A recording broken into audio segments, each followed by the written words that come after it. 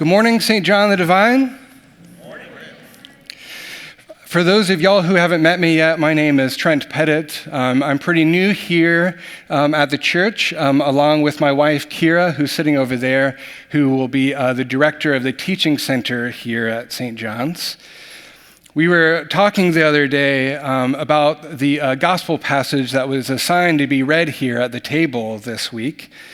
And, the story that we just heard about the Canaanite woman where Jesus, who Jesus calls a dog. And I was like, well, I guess I have to definitely preach on this passage or else I'm going to get labeled the priest who always avoids the hard stuff guy. So I have to. I can't preach on the other one. I don't know if you've ever participated in this game. It was popular about 10 years ago or so. I don't know if people still do this. But people like to play this game where they very seriously, scrupulously even try to pick an animal that represented their personality, theirs or that of a friend. Do you guys remember this? Some people got really cool stuff. My friend said that he was a peregrine falcon. Super cool. I guess it's a good thing that my wife, Kira, is a dog person because I was told that I'm a dog, a Labrador retriever. When I told Kira about this, she actually liked it, to my surprise, which kind of offended me, actually. She then, of course, tried to prove to me how this is good by telling me all the good things about dogs that therefore supposedly apply to me or whatever. Unsurprisingly, though, to you cat people out there, I was not actually excited about my doggy label. I mean, think about it. The stuff that we praise dogs for is kind of stuff that has to do with being stupidly loyal. And I didn't want to be like that. Now, I don't want to confuse anybody. I am among the dog persons. But in the Gospel of Matthew, when Jesus calls the Canaanite woman, what Jesus calls the Canaanite woman is offensive. There was no such thing as fur babies back then. Dogs were understood to be something more like scavengers than adored pets. We can't really get around this fact. I know people who like to say, when describing this passage, they describe that whenever Jesus calls the Canaanite woman a dog, he means something closer to like a puppy or something, to sort of lighten the offense. So I'm not really sure that's super good either. And this way of looking at the Gospel's offensive naming of the Canaanite woman, though, it may help Jesus fit a little bit better into the burbs, but it fails to pronounce the gospel, actually. So, if you will, just hang in here with me for a little bit, and let's try to dig into this passage here to see what God is up to in Matthew 15.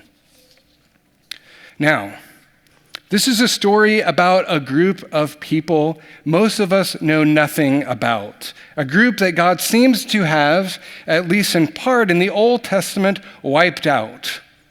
Okay? The Canaanites. Welcome to my first sermon at the table. In other words, we should be surprised to hear about the appearance of a Canaanite woman in the gospel, because by Jesus' day, they are basically extinct. They are a disintegrated people, like other nations one hears about when reading about those other nations that Israel encountered in the Old Testament. You've heard these names, but perhaps never really meditated on them much. And why would you?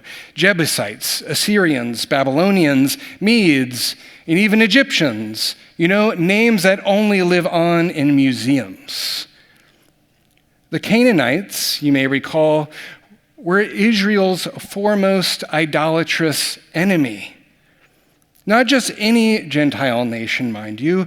Israel compromised its side of the covenant with God by marrying into this enemy nation, making political alliance with them, and so exchanging worship for the one true God of Israel for idols. As a consequence, this is when Israel was sent into the judgment of exile. This is important for us to recall then as we look at this story here in Matthew. If we don't, the consequences are actually really serious. If we think of the Canaanite woman as a general representative of a woman or a race, we'll inevitably end up with a sexist and a racist Jesus. So these biblical details are really crucial for us to look at, even though I know it's a little bit tedious. So why does the Bible tell us she is a Canaanite, if they're basically non-existent at the time? And why does this woman come to Jesus in him anyway? What exactly does she see in him? That's what we want to see, right? The Gospel of Matthew, in naming this woman a Canaanite, is telling us if we are going to understand Jesus, we have to look way back in Israel's life with God. From God's promise to Abraham to be a blessing to the nations, to the invasion of the land of Canaan and the occupation of the Promised Land, to the rise of Israel's kings, and finally to their judgment and exile from the land, and finally to Jesus. I know a lot. The Bible tells us that this woman is a Canaanite, I think, to stress just how far from Israel's covenant blessings she is. I think that's probably why we imagine her crawling on the ground, Jesus' feet. The Canaanites have a history as a threat to Israel. As such, this woman in Matthew represents, in her name and in her body, this history that threatens the continued life of Israel itself. The Bible wants us to see just how far away from God this Canaanite mother is, not just as one among, not as one that is just simply not one among God's covenant people, but as one evoking a whole history of violent opposition to them. So it is significant that when the Canaanite mother addresses Jesus, she does so with a reverence that is actually kind of strange for who she is. She calls Jesus Lord, just like Jesus' other patients and disciples. And then even as Son of David. Such names, we should see, evoke the maximum weight of Israel's covenant promises. Promises that have not actually been promised to someone like her. We might think that this poor mother's reverence then would be enough, right? Surely it's enough for Jesus then to turn and heal her daughter. Jesus calls Jesus Lord and King, as we've all just sung. So at this point, we may be thinking, what else could Jesus possibly want from her? And yet, and we feel this pressure when we read it, Jesus still ignores her. And apparently for so long, the disciples begin chiding Jesus to give in and to give her what she wants. It appears that the disciples are ready to see this mother helped and sent away on account of her pitiful stubbornness. But Jesus has not come to merely reward her and leave her to languish at the borders of Israel's blessing forever. But we are permitted to see Israel's bitterness and fear in the way Jesus withholds from her. We are permitted to see the tension in the old covenant as is fulfilled in the new in Jesus.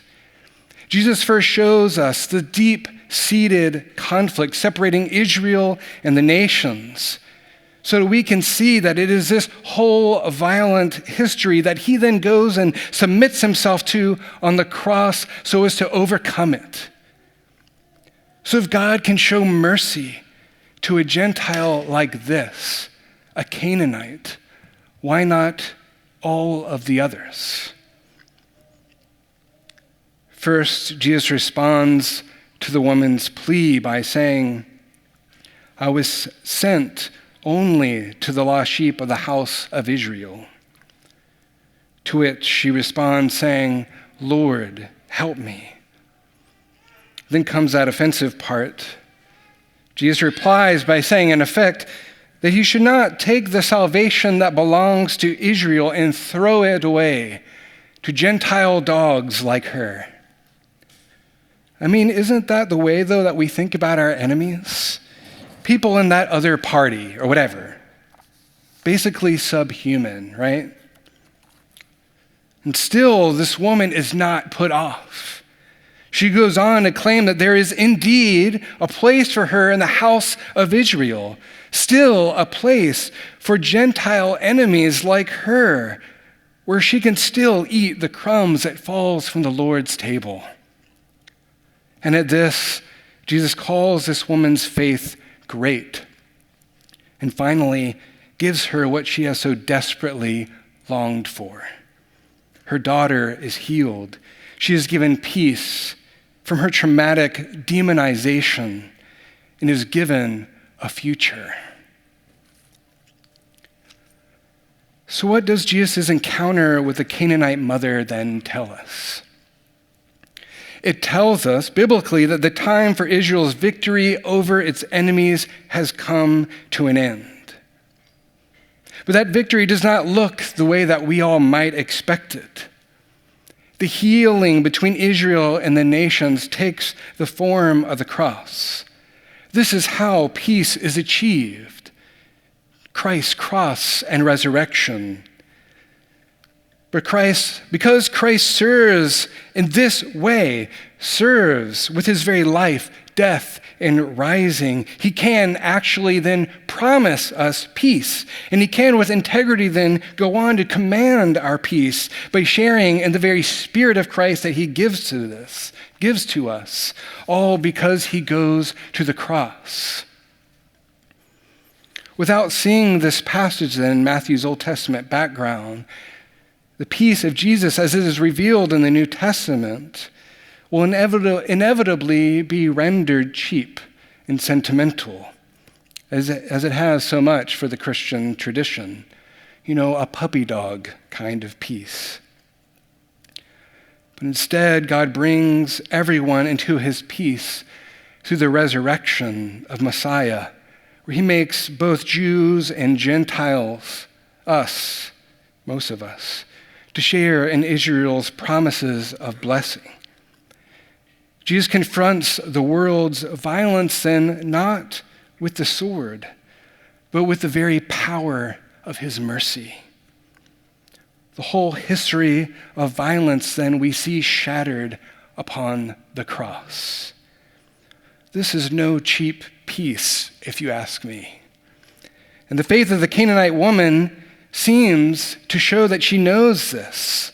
She seems totally awesome to me as she tenaciously grasps at Jesus like one of those scavenging dogs on the streets. Revealed here in Matthew is God who heals the broken and reconciles enemies. And this isn't actually lost on the prayer book, believe it or not. In fact, we celebrate this in every single service when we share the peace before we go to communion. The peace that we share as we prepare for Holy Eucharist isn't actually a mini social hour, like a break from the service, just for a little bit. Even though it's fun, it is nonetheless a declaration of the peace of Christ.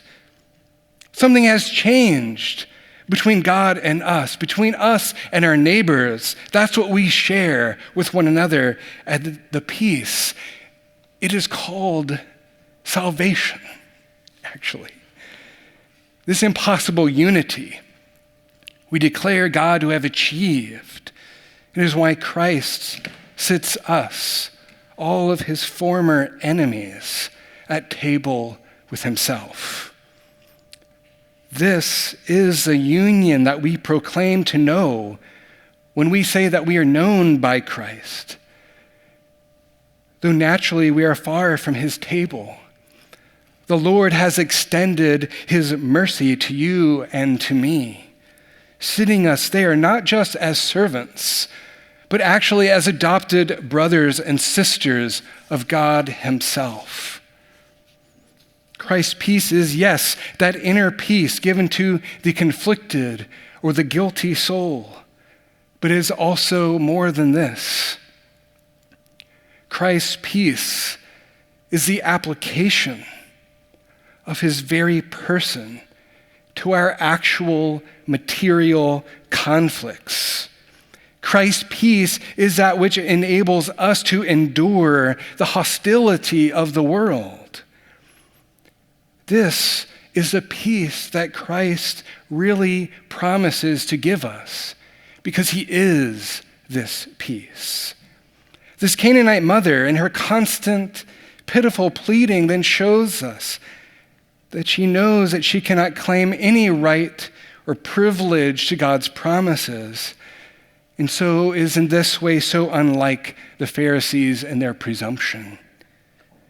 She knows that she can ensure no future for herself except that which God gives to her. And so she teaches us something. She teaches us how to beg. And becoming beggars like this Canaanite mother, we come to see that we actually receive all. We become bearers of the kingdom.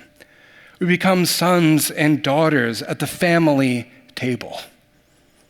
And through Christ's Spirit, we get to even bear witness to the peace of Christ. In a world of violence, abuse, discrimination, all the stuff we talk about, where fear seems to be growing all around, the church proclaims an impossible peace, saying, look to Jesus. There is the reconciler. He is our peace. So let us then be reconciled as we draw near to the table of the Lord. There, let us drink. Let us share in this body of peace, both now and in eternity. Amen.